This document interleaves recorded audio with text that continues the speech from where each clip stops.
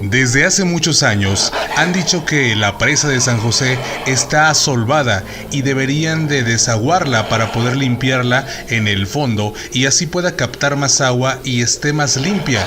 Incluso dicen que los de la minera han ofrecido al gobierno desasolvarla sin cobrar un solo centavo, con la única condición de que ellos se queden con el asolve, con el propósito de extraer cualquier cantidad de mineral o plata que contenga. Según esto, los gobiernos de distintas administraciones no han aceptado la oferta porque, supuestamente, si hubiera mucho metal, mejor sería que el gobierno desasolvara y quedarse con las ganancias.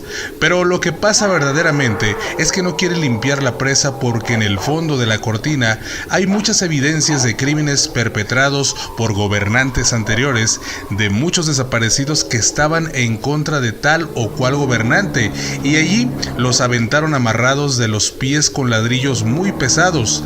De ser cierto esto, han de haber cientos de cadáveres. También cuentan que en la base de la cortina hay un gran tesoro enterrado. Un tesoro consiste en muchas joyas y monedas de oro que la gente donó cuando construyeron la presa y que el tesoro fue a guisa de ofrenda. ¿Quién sabe si sea cierto? Pero a nadie le permitirían que explore el fondo para buscar ese supuesto tesoro, y no se lo permitirían porque, aunque hallaran el tesoro, primero hallarían cadáveres de tantos hombres desaparecidos en la época de los caciques. Y hay una leyenda que muchas personas cuentan de la presa de San José, o más bien de la cortina. Cuando la construyeron, era la época en que mucha gente poderosa creía en el espiritismo y hacía rituales espiritistas. Al mismo tiempo sabían que la presa iba a traer progreso a San Luis Potosí, pero también podría ser su desgracia si por cualquier causa llegara a reventarse. Entonces los espiritistas pidieron consejo a uno de sus líderes, o brujo mayor, y este les dijo que para prevenir una catástrofe sería adecuado emparedar en la cortina a varios niños para que sus ánimas lloraran si se fuera a romper. Si se llegara a escuchar el llanto de las ánimas, la gente estaría prevenida y podría evacuar a la población. De tal modo, secuestraron a varios niños y niñas y de manera ritual los emparedaron vivos en la base de la cortina. Cuentan que hace muchos años, en septiembre de 1933, varias personas que sabían esa leyenda de los niños emparedados escucharon llantos fantasmales provenientes de la cortina y dieron aviso a las autoridades. Nadie les creyó, y menos que sus fundamentos estuvieran basados en una leyenda. Pero el día 14 comenzó una lluvia torrencial que no paró sino hasta el mediodía del día 15. Por causa de la lluvia y los encharcamientos que habían provocado, mucha gente no asistió esa noche a la Plaza de Armas al evento del Grito de Independencia. Aún así, la plaza estaba llena y a eso de las 11 de la noche, justo cuando el alcalde iba a dar el grito, mucha gente comenzó a gritar que la presa de San José se había reventado. Todos los allí reunidos empezaron a correr rumbo a sus hogares, pero la policía les pidió que mejor huyeran hacia las partes altas de la ciudad, que eran el sector de la Basílica de Guadalupe o la de la ex hacienda de la Tenería, hoy Parque Tangamanga 1. Muchos hicieron caso, pero otros no, porque querían ir por sus familiares o salvar sus pertenencias. Al día siguiente, el aspecto de la ciudad era de desolación. Mucha gente había muerto ahogada o desaparecido durante el caudal, pero la cortina de la presa de San José no se había reventado, sino que el desastre fue provocado porque se rompió la represa que había más abajo, entre lo que es ahora la Plaza El Dorado y el barrio de Santiago. Todas las casas que habían en ese sector fueron arrasadas y quienes lograron sobrevivir a la catástrofe fueron los que huyeron hacia las partes altas. Han pasado los años y ha habido otros desastres de menor magnitud. No obstante, la conseja sigue vigente. El día que lloren las ánimas de los niños emparedados en la cortina de la presa de San José será el día en que venga la peor catástrofe jamás vista en San Luis Potosí.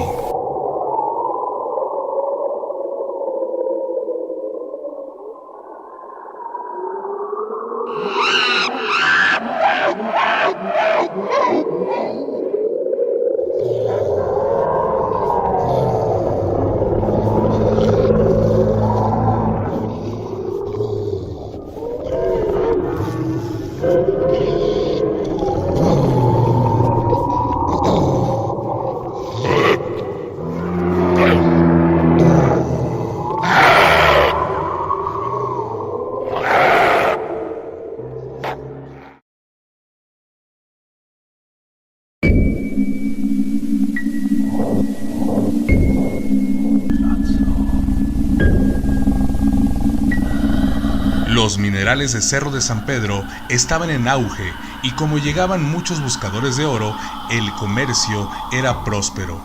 Las autoridades dispusieron el arreglo de dos principales corrientes. Una de ellas venía por el suroeste y formaba permanentemente lo que se llamaba los charcos de Santa Ana. Por aquellos tiempos llegó a San Luis una bella mujer. Se decía que procedente de Real de Charcas, a quien sus padres habían querido educar en la mejor escuela del lugar, que era de muy buenos modales. Dada su singular belleza y su bien formada educación, pronto fue cortejada por muchos galanes, de tal suerte que pronto contrajo matrimonio con el hijo de un próspero minero. No obstante, su nuevo estado seguía siendo cortejada por hombres que no dejaban de admirar su belleza, y así un día cedió a las propuestas de un apuesto galán. Cuando el esposo se enteró, quiso vengar su afrenta y con este propósito llegó a su casa en el momento en que se encontraban juntos los amantes, pero ella, en un momento decisivo, mató a su esposo y al amante, deshaciéndose de los dos. Huyendo de la justicia, llegó a San Luis, donde se dedicó a la vida galante. Poco tiempo después, le nacieron dos bellos gemelitos, que ella cuidó con esmero hasta la edad de 1 año. Tiempo en que se dio cuenta que mucho le estorbaban y en más de una ocasión pensó en deshacerse de los pequeños. Por fin, un día en que el calor era sofocante, se fue a bañar a los charcos de Santa Ana, llevando consigo a los niños. Una vez dentro del agua, los soltó, llevándoselos la corriente. Inmediatamente se arrepintió y quiso salvarlos, pero ya no le fue posible. Y ella misma estuvo a punto de ahogarse. Gritaba pidiendo salvaran a sus hijos, pero solo pudieron salvarle a ella, a quien sin sentido se llevaron al hospital. Cuando volvió en sí, pedía a gritos, desesperada, como loca, le salvaran a sus hijos. Por fin, ya establecida, se pasó el resto de su vida buscando en los charcos de Santa Ana, en las corrientes, en el río de Santiago, a donde desembocaban todas las corrientes de San Luis, siempre buscando a sus hijos, culpándose de haberlos ahogado. Esto dice la historia y la leyenda sigue. La leyenda de La Llorona es de tradición nacional, forma parte de nuestro folclore y tanto en México, capital de la República, como en casi todas las provincias del país, tiene una versión particular de esta leyenda. Con frecuencia, los hechos de este personaje se desarrollan en las cercanías de un río o de una laguna o en un día de lluvia. El caso es que siempre hay agua de por medio. Esta Llorona difiere de las demás en algunos aspectos. Por eso es nuestra Llorona potosina. Por calles estrechas de la ciudad aparecía una mujer con albo vestido y manto. Al caminar dejaba una estela que emanaba reflejos luminosos. Deambulaba generalmente después de las 12 de la noche, aunque no siempre como fantasma, porque cuando se dejaba ver normalmente tenía el aspecto de una persona común y corriente. Si bien no era casual que una dama caminara sola a esas horas, los caballeros noctámbulos la saludaban y ella contestaba con gracia, siguiendo apresurado su camino. Dicen los que dicen que conocieron a los que dicen haber hablado con los que la conocieron, que tenía un rostro hermoso y melancólico. Tiempo después de que pasaron ciertos acontecimientos que diremos en el curso de esta narración, se llegó a la conclusión de que ella era una persona conocida en ciertos círculos sociales con el nombre de Lucía, ya que de día visitaba a personas amigas que ignoraban que fuese la Llorona. Ocurría la coincidencia de que siempre que esta mujer paseaba por las calles hacia el río Santiago en las orillas de la ciudad, se oía el prolongado y lastimero grito.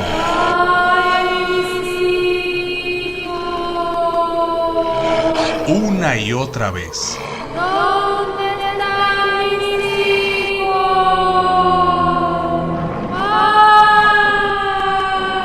Al día siguiente, la gente comentaba: qué cosa más curiosa y más casual.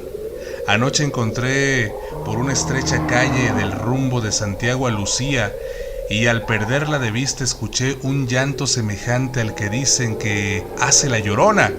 Y otras personas comentaban: yo también escuché un lamento, yo también. Esto sucedía con bastante frecuencia.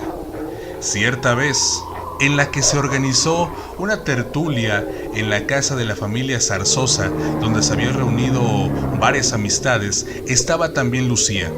Se veía contenta, hasta risueña. No obstante, algo extraño reflejaba su rostro, como una preocupación o un lejano recuerdo que le entristecía. Iba sola, como siempre asistía a cualquier lugar. No se le conocía a pariente alguno. Vivía sola en una casita en los aledaños del barrio de Santiago, al norte de la ciudad, muy cerca del río del mismo nombre. Nunca se supo el origen de Lucía.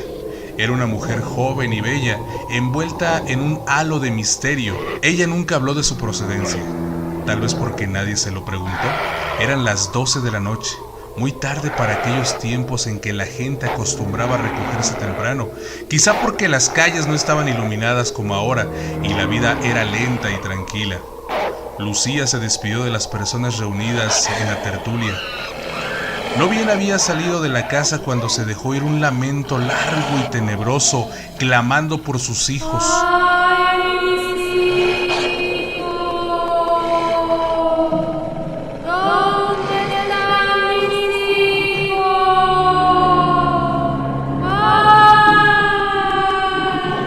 Todos los que permanecieron en la casa referida quedaron como petrificados, paralizados por el terror. Hubo un largo silencio. Cuando pasó el pánico y volvió la tranquilidad, algunos comentaron: y la pobre Lucía se fue sola. Alguien dijo en tono de broma: ¿no será ella misma la Llorona? Todos se rieron porque el chiste les causó gracia, menos a una mujer que tenía dotes de clarividencia y que ya había notado en Lucía algo extraño, algo que la hacía sentir como que no pertenecía a este mundo, que aquí estaba para purgar una pena. La clarividente sabía que Lucía bien podía ser la mismísima Llorona. Una noche cerrada, en que no brillaban las estrellas, una de esas noches en que el frío es intenso y la lluvia pertinaz, asistió Lucía a una de esas acostumbradas tertulias provincianas, amenizada con piezas de violín, piano, cantos, nutrida con exquisitas viandas y endulzada con variados postres. Un elegante joven, ataviado con traje de fina procedencia inglesa, vio a Lucía por primera vez y quedó impresionado ante su extraña belleza, cuyo rostro resaltaba emergiendo de un ropaje coloreado en varias tonalidades de azul cobalto, envuelto en una capa tornasol bordada con perlas. El joven elegante miraba extasiado aquella belleza etérea. Llegó el momento en que Lucía debía retirarse. Él se ofreció para acompañarla a su domicilio, a lo cual accedió ella después de insistentes ruegos tanto del joven como de los anfitriones. Subieron al coche tirado por un caballo y tras de caminar un rato, cuando se oyeron sonar a lo lejos las 12 campanadas, Lucía dijo de repente: «Aquí me bajo, alguien me espera». Y sin hacer parar el coche bajó de él y tendió un vuelo tenue con un vestido luminoso casi pegado al suelo. Enseguida se escuchó el grito lastimero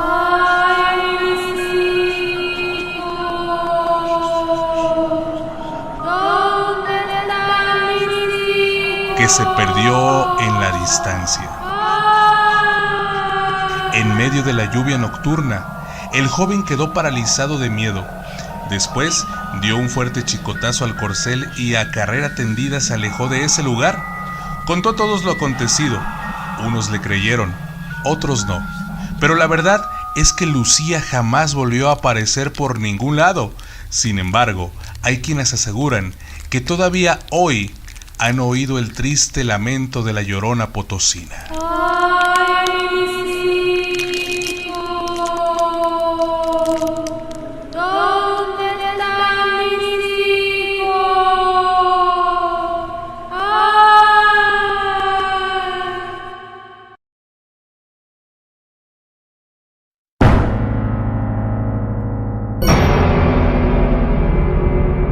Una de las leyendas de San Luis Potosí más emblemáticas y más aterradoras para muchos, sobre todo porque ocurrió en los años 80 y al parecer todo fue verídico.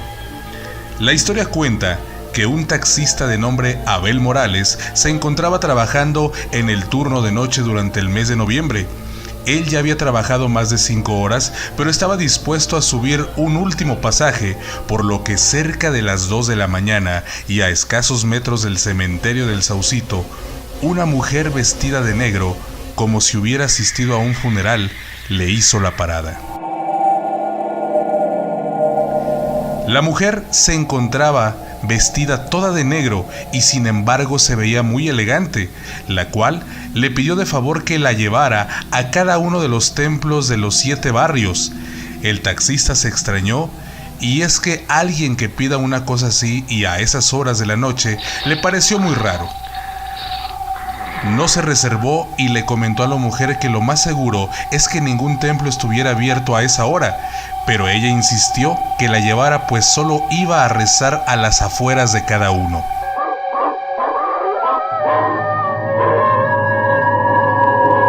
El taxista aceptó el trabajo e inició por llevar a la primera iglesia, la cual era el templo de San Francisco. A pesar de que el hombre intentaba hacer plática, la mujer no respondía nada, siempre callada y seria, por lo que él entendió que se encontraba muy apurada en cumplir con ese trabajo.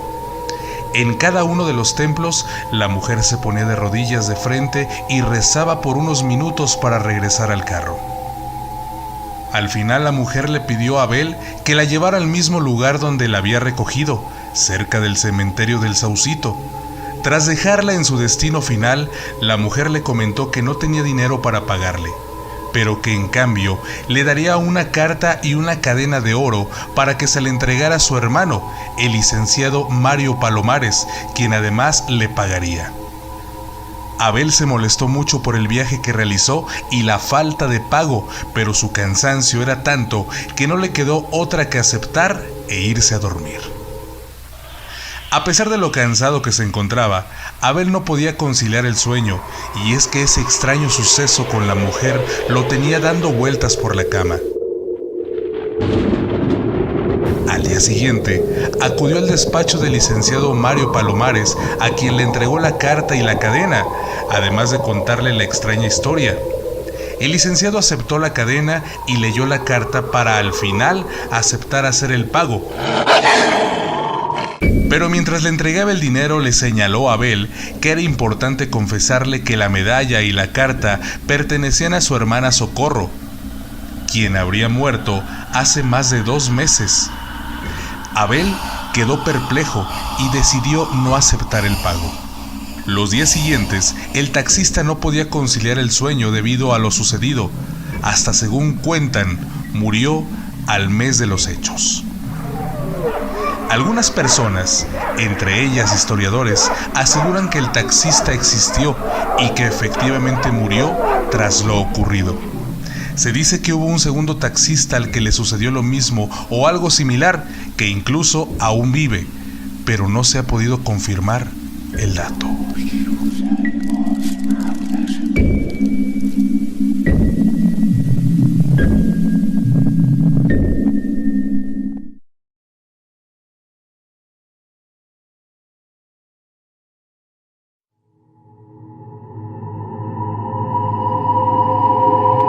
El antiguo hospital se encontraba entre los barrios de El Montecillo y de San Sebastián, cerca del costado sur del Templo de San José. Cuentan que entró a formar parte del personal una enfermera llamada Eulalia, de buena presencia, quien desde el principio dio muestras de profesionalismo y diligencia. Por lo tanto, se ganó la simpatía y el aprecio del personal médico y administrativo. Eulalia repartía su tiempo entre su trabajo en el hospital y en atender a su familia, que consistía en su madre y 2 hermanos menores. Llevaba una vida tranquila, sosegada y al mismo tiempo activa. Nada perturbaba el horizonte de esta eficaz mujer. Años después, se inauguraba un flamante hospital con el nombre de Hospital Central Dr. Morones Prieto, y a este hospital pasó la mayor parte del personal del antiguo Hospital Civil, entre el que se encontraba Eulalia. A este mismo lugar llegó a hacer sus prácticas profesionales un doctor de nombre Joaquín, quien al poco tiempo de conocer a Eulalia, la hizo su novia. Duraron un tiempo así, y como todo marchaba bien, Joaquín le propuso matrimonio a la inocente enfermera, ella aceptando. Solo como condición, el joven doctor le pidió que lo esperara 6 meses porque tenía que tomar un curso de medicina en Monterrey. Pasó el tiempo y cuando estaba por cumplirse el lapso, Eulalia, con la ilusión de que pronto se casaría, compró el vestido de novia. Al mismo tiempo, en el hospital hubo un baile y cuando le preguntaron a Eulalia si asistiría, ella dijo que no, porque no estaba su novio Joaquín. Uno de los doctores le dijo que estaba equivocada, porque Joaquín se había marchado a Monterrey a casarse. Tal noticia derrumbó a Eulalia, cambiándola por completo. Trataba de mala gana a los pacientes, no les daba sus medicinas y se dice que muchos murieron por su negligencia. Transcurrió el tiempo y la enfermera, tras una penosa enfermedad, murió en el mismo hospital donde trabajaba.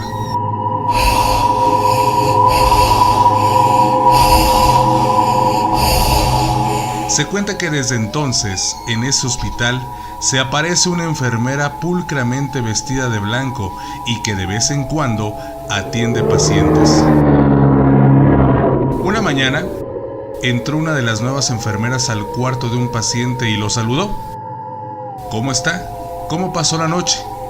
Bien, gracias a Dios y gracias también a la enfermera que pasó en la noche a inyectarme.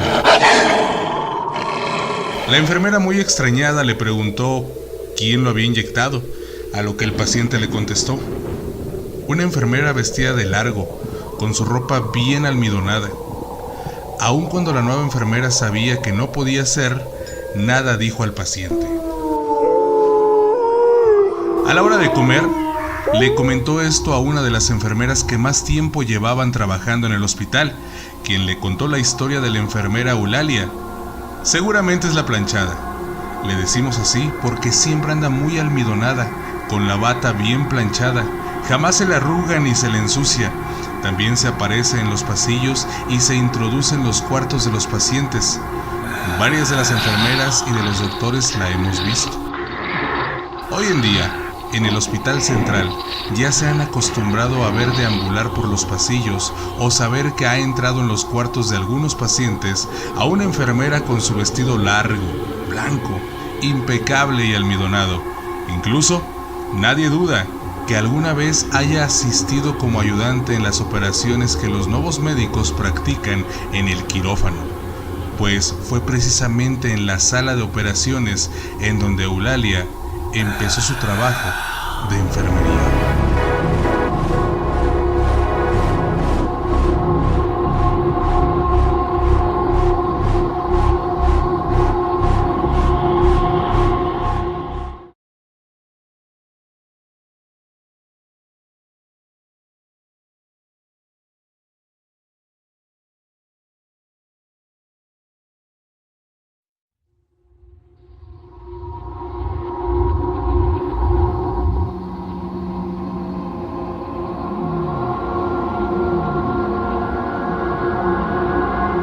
¿Alguna vez has escuchado la leyenda de la bruja La Maltos? En definitiva, esta es una de las leyendas más populares de la capital potosina que hasta el día de hoy sigue viva. Por allá del siglo XVII, vivió en San Luis Potosí el señor Diego de Malto, nombrado alcalde de la zona de Santiago del Río. Su descendencia fueron 17 hijas, todas mujeres. Sin embargo, todas las propiedades del hombre quedaron a nombre de María Ignacia Martínez de Malto. Desde ese momento empezaron a correr los rumores de que María practicaba las artes obscuras y así había convencido a su padre de dejarle toda su herencia. Sea como sea, María se convirtió en una de las mujeres más poderosas del estado, obteniendo un lugar en la sociedad potosina.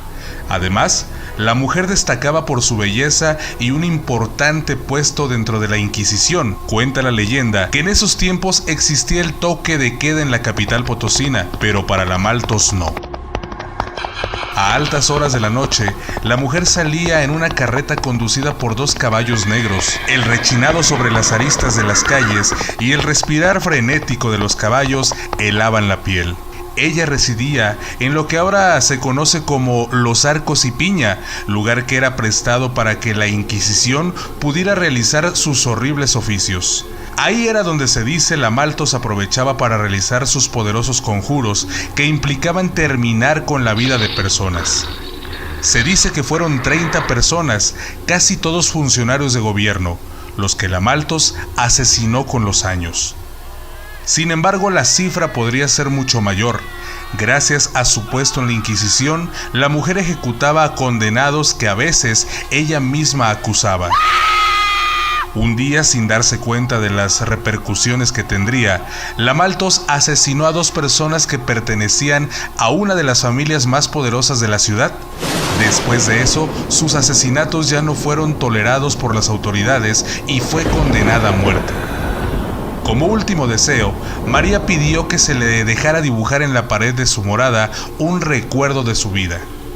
El deseo le fue concedido y enfrente de diversas autoridades se dejó a la mujer pintar en su habitación. La Malthus comenzó a dibujar una carreta con caballos negros, igual a la que usaba para recorrer las frías noches de San Luis Potosí.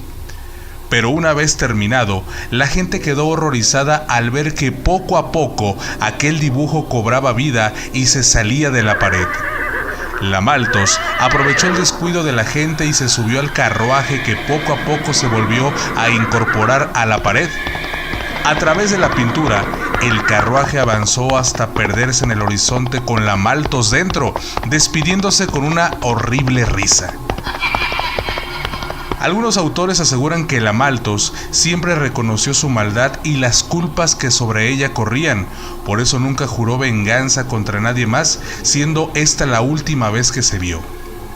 Desde ese momento, la gente cuenta que en el edificio Ipiña empezaron a suceder cosas paranormales, quizá producto de los espíritus torturados y sacrificados en la Inquisición o por la Malthus. Aún en la actualidad, en el edificio de Los Arcos y Piña, en la esquina de Carranza y zona centro, se encuentra un letrero con el nombre de Calle Malthus.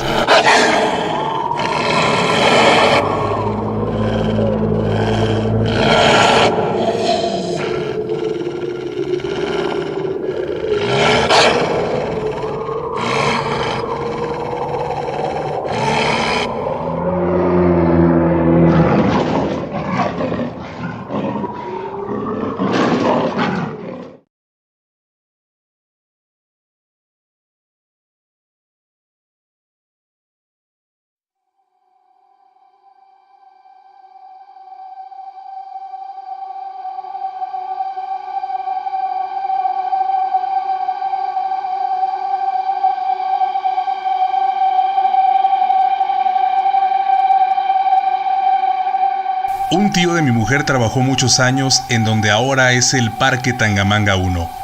En esos terrenos estaba la hacienda de la Tenería, que por muchos años estuvo medio abandonada, hasta que el gobierno los expropió para convertirlos en parque. Arreglaron lo que era la casa grande de la hacienda y también una de las trojes, donde ahora están las oficinas. A ese tío de mi mujer, que murió hace como 10 años, le gustaba platicar cosas de miedo y siempre platicaba una historia que, nos aseguraba, a él le tocó ver cuando trabajó en esas tierras. Y decía que lo vio varias veces. En las noches de verano, cuando había luna maciza, siempre pasaba un carretón por donde antes hubo un camino de herradura que llegaba a las trojes y a la casa de la hacienda. Él y sus compañeros veían ese carretón pasar, pero sabían que no era cosa de este mundo, sino algo así como una cosa fantasmal. O sea que el carretón no era real, ya no era real, pero debió haber sido real muchos años atrás, cuando la hacienda era productiva. Contaba que pasaba el carretón y se oían quejidos de gente y también las pisadas de los caballos o mulas que lo jalaban. Hasta se oían los latigazos del carretonero. Seguía y seguía su camino, el carretón, hasta que se metía o se desaparecía en una de las trojes. Y también nos contaba que cuando pasaba olía a muerto, a cadáveres, pero que no era el mismo tufo apestoso de las pieles que encuentran. Y luego nos contaba que gente de más antes explicaba que lo de ese carretón fantasmal tenía que ver con una desgracia que pasó hace muchos años aquí en San Luis. Una desgracia causada por una enfermedad que mató a pero mucha gente. O sea que hubo una epidemia y se murieron muchísimas personas, entre ellas trabajadoras de la hacienda de la Tenería. Entonces, cuando tocó esa epidemia, cargaban a los muertos en el carretón y primero los llevaban a una troje de la hacienda. Habrá sido para contarlos o reconocerlos, y luego ya se los llevaban a darles cristiana sepultura en el panteón. Eso es lo que nos contaba el tío de mi mujer. Pero yo también he escuchado cosas parecidas de gente que dice haber visto esa carreta en lo que ahora es el parque, en la avenida Grande, ahí por donde está el Teatro Carlos Amador. O sea que hay gente, trabajadores o visitantes que se quedan hasta muy tarde porque hay evento en ese teatro, que ha visto que pasa un carretón viejo y que el aire huele muy feo cuando pasa. A los que no saben esta historia, se les hace raro que un carretón pase por ahí, pero los que sí saben mejor se santiguan como respeto a los muertos y a la muerte.